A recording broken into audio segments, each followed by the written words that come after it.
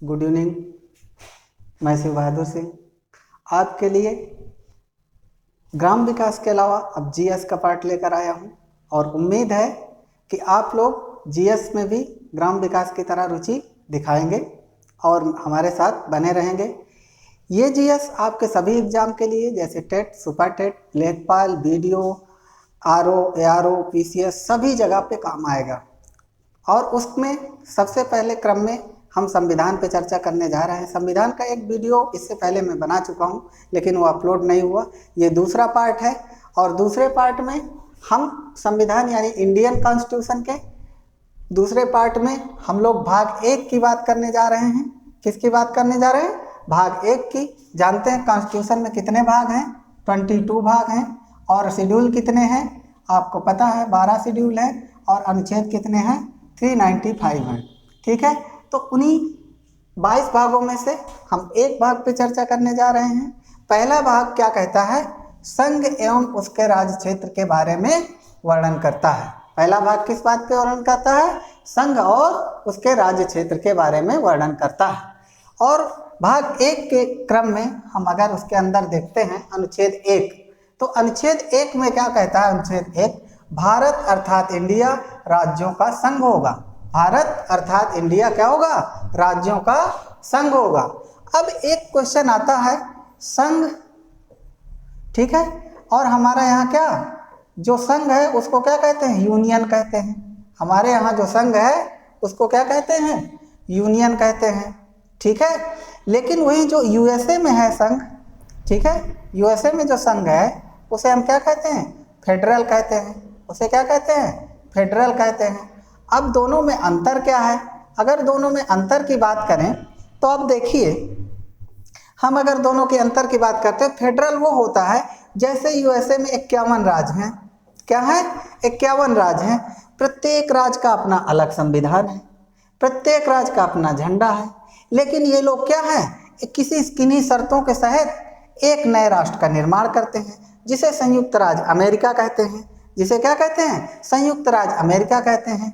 और फेडरल में ये छूट है कि कोई भी राज्य कभी भी संघ से अलग हो सकता है, लेकिन यूनियन ज़्यादा पावरफुल है। इसमें ये छूट नहीं है कि कोई भी राज्य अपनी स्वेच्छा से अलग हो जाए। ये भारतीय संविधान के निर्माणकर्ताओं ने ऐसा प्राविधान किया कि कोई भी राज्य भारत से अलग ना हो, और नहीं तो भारत के टुकड़े टुकड़े हो जाएंगे। सोचिए कितने बुद्धिजीवी लोग हुआ करते थे जिन्होंने इस बारे में कहा। अब दरअसल संघ दोनों का मतलब है, चाहे वो यूनियन की बात करें और चाहे फेडरेशन की बात करें।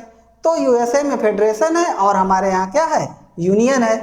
अब हम इस बारे में बात कर चुके कि भारत अर्थात इंडिया राज्यों का संघ है, यूनियन है। ठीक है, और ये सारी चीजें कहाँ आपको अवेलेबल मिलेंगी? कहता है ये संघ तो है, लेकिन जो संविधानकर्ताओं ने 12 अनुसूची बताई, कई भाई जितने संघ हैं, जितने राज्य हैं, उनको सबको एक लिस्ट में डाल दो। और वो लिस्ट कहाँ मिलेगी आपको? अनुसूची 1 में मिलेगी। कहाँ मिलेगी? अनुसूची 1 में मिलेगी। अनुसूची 1 में जाएंगे तो आपको जितने भी स्टेट होंगे, जैसे इस समय 28 स्टेट हैं और कितने 9 यूनियन टेरिटरी हैं, ये सब इनकी लिस्ट आपको कहाँ मिल जाएगी? पहली अनुसूची में मिल जाएगी। ठीक है, अब एक और बात जो हमारे संविधान निर्माता थे उन्होंने किया क्या था? देखिए कितनी चालाकी वाली बात किया था कि 3 प्रकार के राज्यों का वर्णन किया। पहला राज्य का वर्णन किया स्टेट, दूसरे को क्या कहा? यूनियन टेरिटरी, और तीसरे को क्या कहा? अर्जित क्षेत्र। मतलब इन्होंने अर्जित क्षेत्र अभी हमारे पास कितने हैं? 0 हैं। यूनियन टेरिटरी कितनी है? 9 है। स्टेट कितने हैं? 28 हैं। लेकिन इन्होंने पहले से प्राविधान करके रखा है कि अगर भारत, वैसे भारत कभी किसी के ऊपर कब्जा नहीं करता, लेकिन अगर भारत भविष्य में किसी देश के या किसी भूमि पे अपना आधिपत्य जमाता है तो उसे अर्जित क्षेत्र के अंतर्गत नया राज्य का दर्जा दिया जाएगा। जैसे बलूचिस्तान है, वहाँ पाकिस्तान कब्जा किए हुए बलूचिस्तान वाले अलग होना चाहते हैं और वो भारत के साथ जुड़ना चाहते हैं, तो कभी ना कभी बलूचिस्तान अगर भारत में जुड़ा तो वो किस क्षेत्र में आएगा? अर्जित क्षेत्र में आएगा। ठीक, अब अनुच्छेद 2 की अगर बात करते हैं, अनुच्छेद 2 में क्या कहा है हमारे संविधान निर्माताओं ने? वाह राज्यों का विलय, मतलब भारत में वाह बाहरी राज्यों का क्या किया जाए, विलय किया जाए। आप जानते हैं कि जो हमारा क्या कहते हैं भारत है, इस भारत के, ठीक है, भारत के ऊपर एक राज्य हुआ करता था, ठीक है, भारत के ऊपर एक राज्य हुआ करता था। यहाँ पे क्या हुआ करता था, आप जानते हैं तिब्बत, क्या हुआ था, तिब्बत कहते हैं पहले भारत के साथ हुआ करता था तिब्बत, लेकिन चीन ने क्या किया, तिब्बत में क्या कर लिया, कब्जा कर लिया, और यहाँ के जो लोगों को, एक को यहाँ रख दिया, एक को यहाँ रख दिया, एक को यहाँ रख दिया, एक को यहाँ रख दिया, तितर बितर कर दिया, और जो चीन के लोग थे उनको यहाँ बसा दिया। यहीं पे एक राज्य हमारे पास हुआ करता था क्या, सिक्किम। तो सिक्किम ने सोचा कि अरे चीन तो हमारे ऊपर भी कब्जा कर लेगा, इसलिए सिक्किम ने भारत के साथ मिलने का प्रस्ताव रखा, और भारत ने 35वें संविधान संशोधन द्वारा उसे सहयोगी राज्य का दर्जा दे दिया, ठीक है। लेकिन जब सिक्किम वालों को लगा कि नहीं भारत हमारे साथ अच्छा व्यवहार कर रहा है, तो जब अच्छा व्यवहार कर रहा है तो उन्होंने 36वें संविधान संशोधन द्वारा भारत में पूर्ण रूप से विलय के लिए क्या हो गए, राजी हो गए। और 1975 में, यानी कि 16 मई 1975 में सिक्किम भारत का एक राज्य बन गया और अंग बन गया, ठीक है। और कहते हैं कि अनुच्छेद 2 में संसद राष्ट्रपति को सूचना देकर किसी भी राज्य को अपने में विलय कर सकती है, यानी पहले ही अनुमति ले लेती है, बाद में अनुमति हस्ताक्षर की जरूरत नहीं होती। ये अनुच्छेद 2 की खूबियां हैं। और 22वें राज्य के रूप में सिक्किम भारत में क्या हो गया, मिल गया। अब आते हैं हम अनुच्छेद 3 में।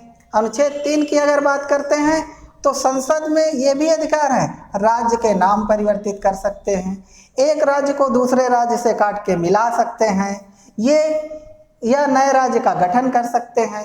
ये सारे अधिकार किसको हैं, संसद को हैं। ये कौन कहता है, अनुच्छेद 3 कहता है।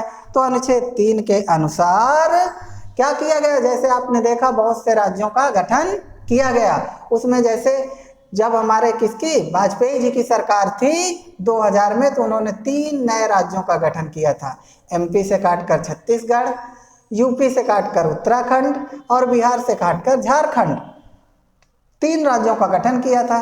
जो छत्तीसगढ़ का गठन हुआ था वो कब हुआ था, 1 नवंबर 2000 को, ठीक है। उत्तराखंड का गठन कब हुआ था, 9 नवंबर 2000 को, ठीक है। और इस झारखंड का गठन कब हुआ था, 15 नवंबर 2000 को।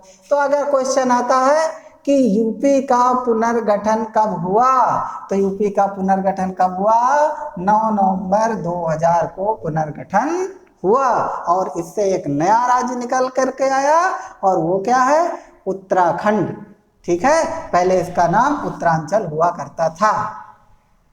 एक और आपने नाम सुना होगा, बेरीबारी विवाद, ठीक है। इसके बारे में अभी हम थोड़ी देर में चर्चा करते हैं, लेकिन इससे पहले हम लोग अनुच्छेद 4 की बात कर लेते हैं। अनुच्छेद 4 कहता है 2 और 3 का प्रयोग करके, जब संसद 2 और 3 का प्रयोग करेगी तो उसे विशेष अनुमति की जरूरत नहीं होगी, वो साधारण बहुमत से, यानी कि 50% प्लस 1 के बहुमत से ही ये परिवर्तन या संशोधन कर सकती है। इसके लिए विशेष बहुमत की जरूरत नहीं होती संसद को, तो साधारण बहुमत से ही 2 और 3, 4 में संशोधन करके नए राज्यों का गठन, नए राज्यों का विलय संसद कर सकती है। इसी क्रम में जब राष्ट्रपति के हस्ताक्षर की जरूरत होती है अनुसूची 4 के लिए, तो राष्ट्रपति हस्ताक्षर करने के लिए बाध्य होता है। 2 और 3 के लिए तो राष्ट्रपति की अनुमति से ही काम होता है, लेकिन चौथे के लिए राष्ट्रपति से हस्ताक्षर लिए जाते हैं, वो मना नहीं कर सकता। जानते हैं यहाँ का राष्ट्रपति के क्या शक्तियाँ हैं और कैसे काम करता है, उसके बारे में हम आगे चर्चा करेंगे ही। तो जो अनुसूची 1 में परिवर्तन होता है 2 और 3 में परिवर्तन करने से, 2 और 3 में परिवर्तन करने के लिए किसकी जरूरत नहीं है, राष्ट्रपति की या विशेष बहुमत की या संविधान संशोधन की जरूरत नहीं है। लेकिन जब हम अनुसूची 1 में राज्य जोड़ते हैं, परिवर्तन करते हैं, तो हमें संविधान संशोधन की जरूरत पड़ती है, और वो अनुसूची 1 में राज्यों की संख्या को घटाने बढ़ाने से संबंधित है, और उसके लिए जरूरत पड़ती है। वहाँ जरूरत नहीं है, लेकिन यहाँ जरूरत है। और इसी प्रकार से क्या होता है कि अनुसूची में परिवर्तन किया जाता है। क्यों किया जाता है, क्योंकि जैसे ही नए राज्य बनाए जाते हैं उसमें सांसदों और विधायकों की क्या होती है, जो सीटें होती हैं उनमें भी परिवर्तन होता है, इसलिए उसमें परिवर्तन करने के लिए संविधान संशोधन की जरूरत होती है। तो ये रहे अनुच्छेद 1 से 4 तक। अब कुछ और फैक्ट पे बात कर लेते हैं, जैसे Durand line. Durand line Bharat और अफगानिस्तान के बीच कब खींची गई थी? इंडिया और अफगानिस्तान के बीच 1800 कब खींची गई थी? 93 में खींची गई थी। वर्मा भारत से कब अलग हुआ था? 1935 में अलग हुआ था। ठीक है, अब ये बात तो सही है कि वर्मा भारत से कब अलग हुआ था। आप देखिए, अगर हम भारत का मैप बनाते हैं तो भारत के मैप में आप देख रहे होंगे कि ये भारत का आपका मैप हो गया, और इस मैप में जो पहले हुआ करते थे राज्य, ठीक है, जो राज्य हुआ करते थे, तो यहाँ पे हमारा क्या है? पाकिस्तान है, और यहाँ पे हमारा क्या है? बांग्लादेश है। यहाँ पे क्या है? बांग्लादेश है। ये क्या हुआ करता था? ये पूर्वी पाकिस्तान हुआ करता था, और ये क्या हुआ करता था? पश्चिमी पाकिस्तान हुआ करता था। और यहाँ पे आपका क्या है? अफगानिस्तान है। यहाँ पे क्या है? अफगानिस्तान है। और यहाँ पे जो लाइन खींची गई थी, यहाँ पे जो लाइन खींची गई थी, ये लाइन डूरंड लाइन कहलाती थी। पहले ये इंडिया और किसके बीच में थी? अफगानिस्तान के बीच में थी। लेकिन जब अंग्रेजों ने देश को आज़ाद किया तो एक नया राज्य बना दिया, क्या? पाकिस्तान। और जब पाकिस्तान बना दिया तो ये अब लाइन किसके बीच में हो गई? अफगानिस्तान और पाकिस्तान के बीच में। वैसे थोड़ा से पार्ट इंडिया से टच करता है, लेकिन वो भी पार्ट किसके कब्जे में है?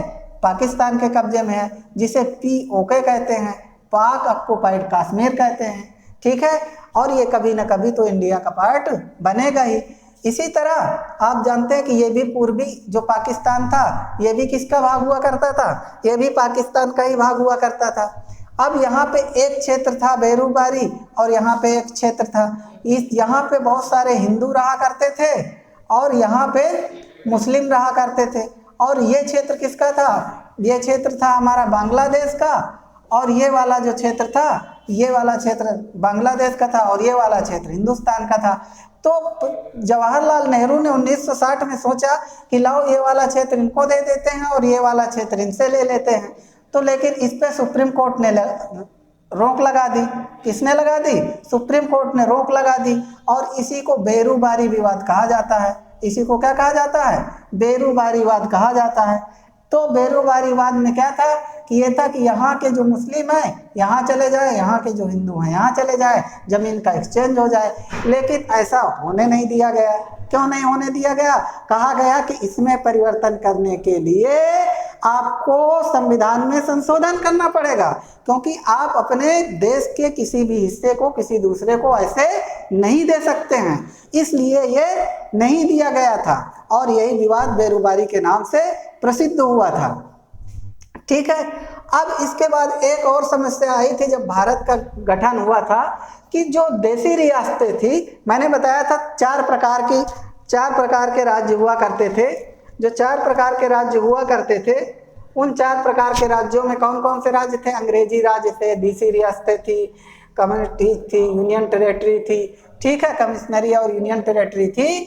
ये जो 4 प्रकार के राज्य हुआ करते थे 1921 में, इन 4 प्रकार के राज्यों में समस्या ये थी कि किस तरह से इनको भारत में विलय किया जाए। इसके लिए क्या किया गया? सरदार पटेल को कमान सौंपी गई, और सरदार पटेल के साथ कौन थे?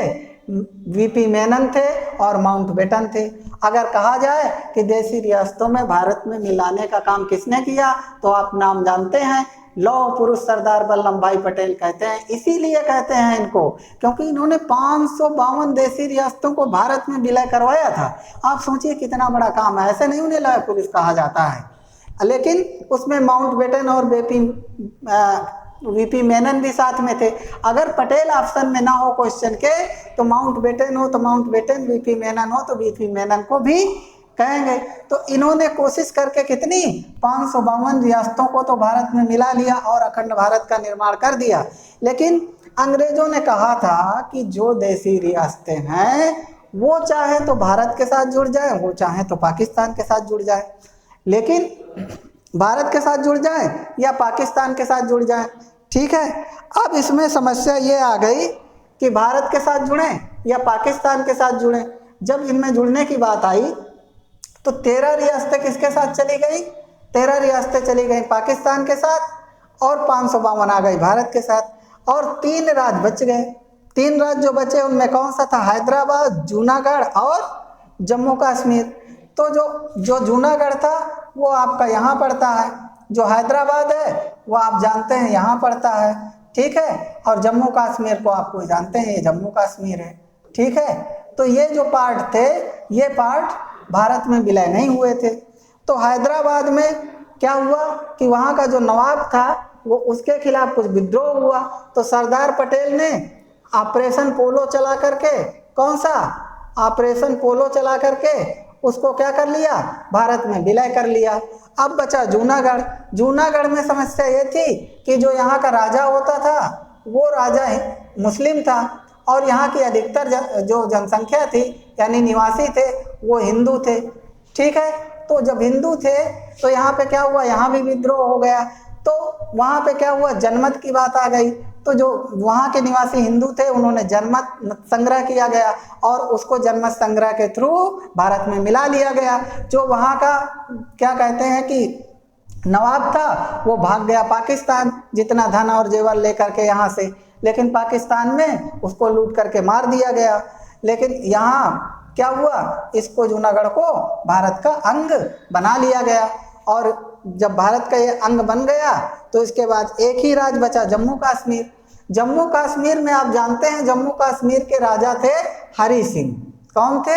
हरि सिंह। हरि सिंह जो थे वो हिंदू राजा थे, लेकिन यहाँ की जो अधिकतर जनता थी वो मुस्लिम थी, ठीक है। तो हरि सिंह कहते थे ना हम पाकिस्तान से मिलेंगे और ना हिंदुस्तान से मिलेंगे, हम स्वतंत्र राज्य का गठन करेंगे। लेकिन स्वतंत्र राज्य का गठन करने के लिए उन्होंने अलाउंस तो कर दिया और स्वतंत्र राज्य का गठन हो गया, ठीक, लेकिन स्वतंत्र देश बन गया। लेकिन इसके साथ ही एक समस्या आई। समस्या ये आई कि पाकिस्तान ने वहाँ आतंकवादी भेज दिए। क्या किए?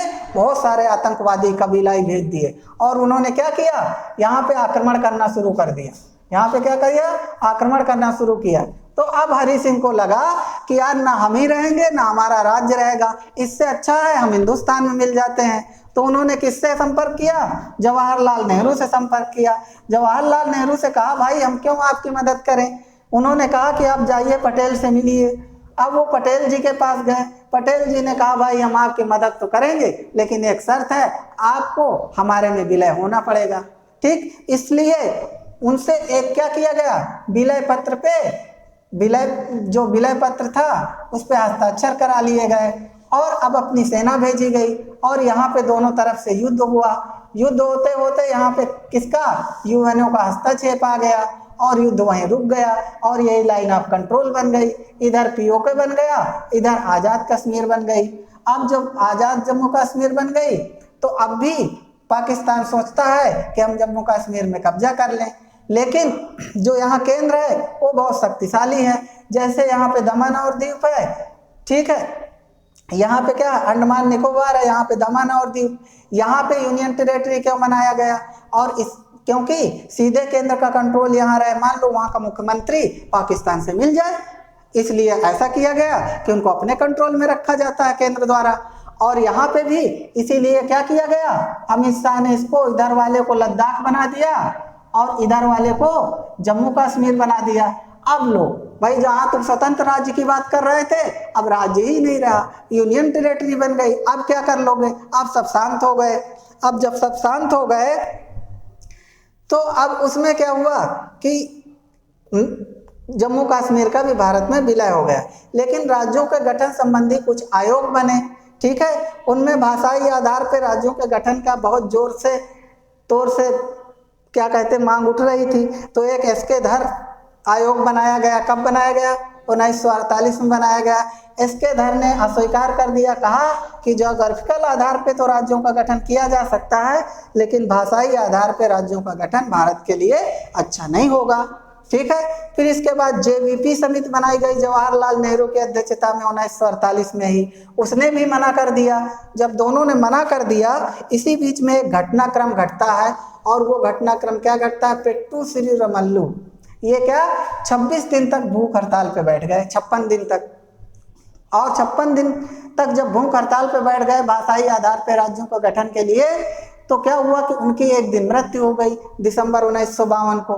जब मृत्यु हो गई तो वहाँ विद्रोह बढ़ गया और पंडित जवाहरलाल नेहरू को लोग कहने लगे कि ये हिटलर है, ये किसी की बात सुनते नहीं। तो इस बात से बचने के लिए जवाहरलाल नेहरू ने 1 अक्टूबर 1953 पे भाषाई आधार पे आंध्र प्रदेश का गठन कर दिया। क्या कर दिया? आंध्र प्रदेश का गठन कर दिया। भाषाई आधार पे पहला राज्य कौन बना? आंध्र प्रदेश बना। फिर इसके बाद फजल अली की अध्यक्षता में एक कमेटी बनाई गई जो 3 सदस्यीय कमेटी थी, ठीक है, जिसमें कुंजरू भी इसके सदस्य थे। तो जो कमेटी थी इसका गठन कब हुआ? 1853 में हुआ। इसका गठन कब हुआ? 1853 में हुआ। और लेकिन इन्होंने रिपोर्ट कब दी? रिपोर्ट दी 1956 में। इन्होंने रिपोर्ट कब दिया? 1956 में। और रिपोर्ट के आधार पे ये संस्तुति दी कि भाषाई आधार पे भाई राज्यों का गठन करना है तो करिए, लेकिन एक शर्त है कि वहाँ पे सभी भाषा के लोग रहेंगे, निवास करेंगे, कोई किसी प्रकार का विरोध नहीं कर सकता। मराठा है, महाराष्ट्र है तो केवल मराठा ही नहीं रहेंगे वहाँ, तेलंगाना है तो केवल तेलंगाना वाले नहीं रहेंगे वहाँ, ठीक है। मतलब कि सभी राज्यों में सभी भाषा के लोग रहेंगे। और इसके लिए 7वां संशोधन किया गया। और 7वां संशोधन कब किया गया? 1956 में किया गया। और कितने राज्य बनाए गए? 14 राज्य और कितने? 6 यूनियन टेरिटरी बनाई गई। और इसके बाद इसी तरह बहुत सारे राज्यों की मांग उठने लगी। तो पहले एक राज्य हुआ करता था जिसे पंजाब को पहले क्या कहते थे? पेप्सू। उसके लिए भी एक आयोग बनाया गया जिसे शाह आयोग कहते हैं। ये कब बना? 1966 में बना। 1966 में जिसे पटियाला और ईस्ट पंजाब कहा जाता था, पटियाला और ईस्ट पंजाब को भी, वहाँ भी बहुत विवाद हुआ करते थे भाषा के आधार पे, तो उसको भी कई भागों में तोड़ दिया गया शाह आयोग की सिफारिश के आधार पे।